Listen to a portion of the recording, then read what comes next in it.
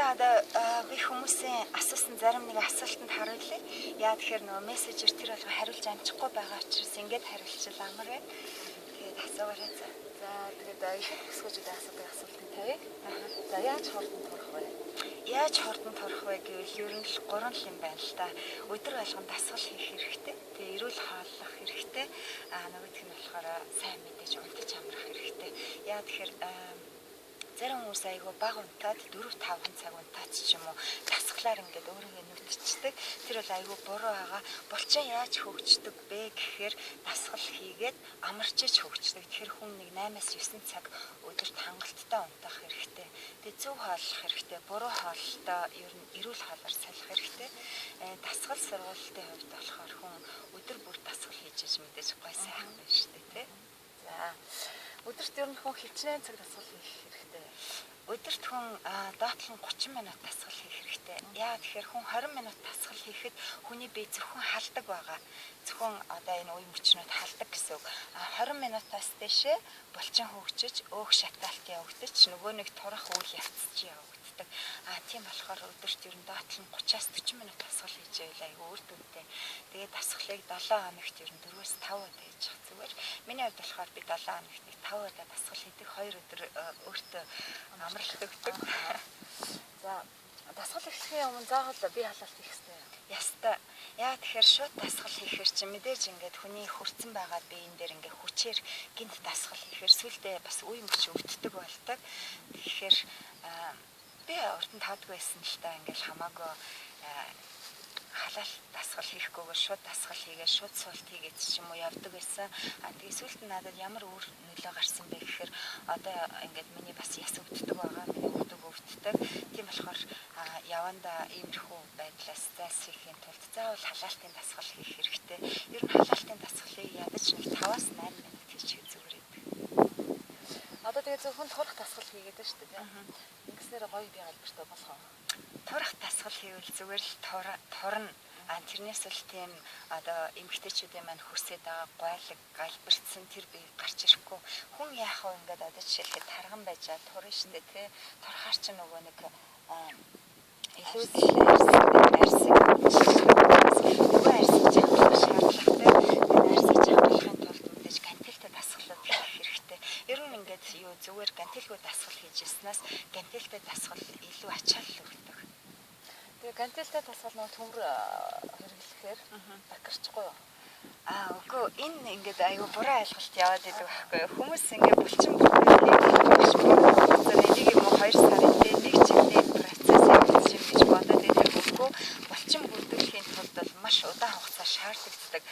Дээрээс нь болохоор эмэгтэй хүний булчин угаасаа эрэгтэй хүн шиг тэгж хөгжидэггүй.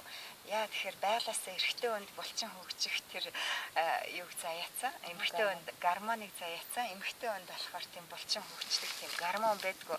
Тэгэхээр эмэгтэй хүн эрэгтэй хүнээс тэ 2 дахин илүү хичээлж одоо өргөжж тэгжиж булчин хөгждөг. Энэ тэгээд маш удаан хугацааны явц байдаг учраас зарим хүмүүс надад асуугаад байдаг байхгүй. Хөөе ингээл хит одоо гойны дасгал хийгээл миний гоё юм бүдүүн болчихгүй байгаа те. Гар маань юм том болчихгүй байгаа гэж санаа зовдөг. Тэрэндээ санаа зовх юм байхгүй. Дасгалын дундор ус ууж болох уу? Болно, ус уух хэрэгтэй.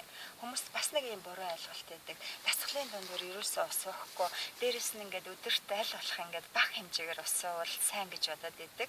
Үгүй, аль болох хэрвээ турыг гэж бодож байгаа бол аль болох сайн ус уух хэрэгтэй. Өдөрт доотлон 6-аас 8 аяг ус юм уу? Аль эсвэл 2-3 литр ус уух шаардлагатай байдаг. Тэгээд мэдээж дасгалын дундор болохоор ингээд том ингээд гүд залглаад уухгүй. Амаа наргах хэмжээний нэг балгаал тэгж явахад бол зөв. Хоолны дэглэмжлэр хоол бас их чухал шүү дээ. Хоол маш чухал. Дасгалаас илүү ер нь хоол аюул чухал. Эрүүл хооллолт гэдэг бол тэгээд манайхан болохоор ингээд хоолоо хасаад тэгээд турна гэж боддог л доо. Хоолоо хасах тусам илүү нэг өөх хөрөнтлөгддөг. Яг ингээд хэсэг ингээд өөртөө зовоод ингээд хоолоо хасаад хэсэг удаан хэсэг хурдан хугацаанд турна. Гэхдээ эргээд хоолоо хасгаа болонгууд буцаад харгалдаг. Яагаад гэх юм бол ихэнх хүүхнүүд одоо хоолоо хасаж тураад тэрний 95% эргээд таргалдаг байгаа. Яг тэгэхээр үргэлж насаараа ч юм уу хэдэн сар жилээр байнгын тэгж хоолоо хасаад өсөглөн тэгж хоолгүй явна гэж байхгүй. Яг тэгэхээр хүн хоолоо хасахаар хүний тарих өсөглөн давтдаг. Тэгээ өсөглөн давтсан тарих яадаг вэ гэхээр тэр хэмжээгээр амар их иддэг. Цадхаа мэдхгүй иддэг байхгүй юу. Тэгэхээр хамгийн зөв хооллолт болохоор өдөрт 5-аас 6 удаа хооллох байдаг. Дасгал хийхээ өмнө хоол идэх заавал ёстой. Тийм, дасгал хийхээ өмнө хоол идэх ёстой. Заашгүй хэрэгтэй. Дасгал хийхээ өмнө уургалаг хоол идэх хэрэгтэй.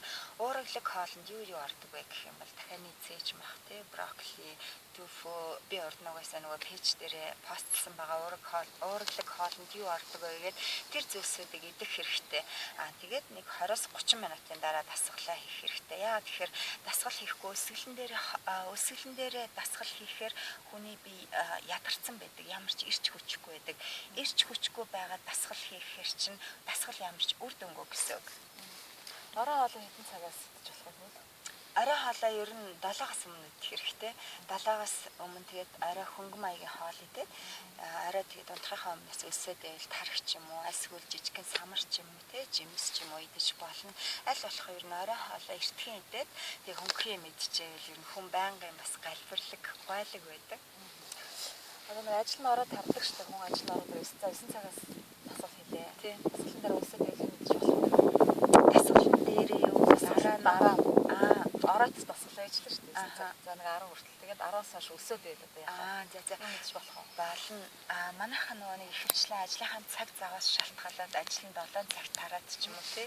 Гэртээ очиж нөгөө цөмхөө хувцас аваад дасгал дээрээ иртэл 8-9 цаг болчихдог. Ингээд дасгалаа хийгээд орой маш их өсдөг. Тэр үедээ идэх хэрэгтэй. Идэхдээ гэхдээ хөнгөн хоол идэх хэрэгтэй. Салат ч юм уу салаттайгаа жигнэсэн дахиад идэж болно шүү дээ тий. Тэгээ хөнгөн хоол идээд унтах хэрэгтэй. Тэгэхгүй ингээ манайхан орой очинготаас та нөгөө нэг их чансан махаа нөгөө гурилтай хоолой хүнд хоолой идээд тэгээд унтаад өгдөг. Тэгэх юм бол бас дасгал хийсэн үр дүн байхгүй. Эргээд ингээд нөгөө нэг маш хүнд хоолойд идээд унтчихж байгаа болохоор тэрийг шатах үйл явц явагдахгүй учраас хөнгөн маягийн мэдээд. За одоо ингээд дасгал хийж байгаа гоё тоглоо штэ. Тийм. Тэгээд дасгал хийхэд болчихвол тархалах уу? Дасгал хийжээд дасгал хийсэн л ер нь насаараа хийх хэрэгтэй. Гоё болоод ингээд гоё болчиход тий эргээд одоо тэр хിവэрээ одоо тэр гоё бие нь тогтно гэж юм хизээч байхгүй. Хэрвээ хүн гоё бай гэвэл үргэлжлэх хөдөлмөрлөх хэрэгтэй байдаг. Жирийн хүмүүс тэгээ боддог байхгүй. Дасгал хийж жаад тэгээ болчингууд чинь угаасаа мохоо хийчихтэй илүү нэмэд мохоо болоод байна гэдэг. Гэтэл жирийн нөгөө юм хийдгүү би чинь хийхгүй байхаараа сулраал явж идэг байхгүй. Тэрийг болохоор анзаарагддаггүй. Дасгал хийгээд яадаг вэ гэхээр хүний бие чинь тодорхой хэмжээгээр гоё чангараад зэгзээгээд гоё болоод ирээд тэгээ болонгууд нөгөө чангарсан юу чи ингээд сулрын штэ болчингууд сулраад ирэнгууд хүний нөгөө би таралчлаа гэж харагддаг байхгүй. За ерөнхийдөө өнөөдрийн хитэн асуулт дууслаа. Дараа нь зөндөө олон асуултуудыг хариултыг авна гэж найдаж байна. За баярлалаа.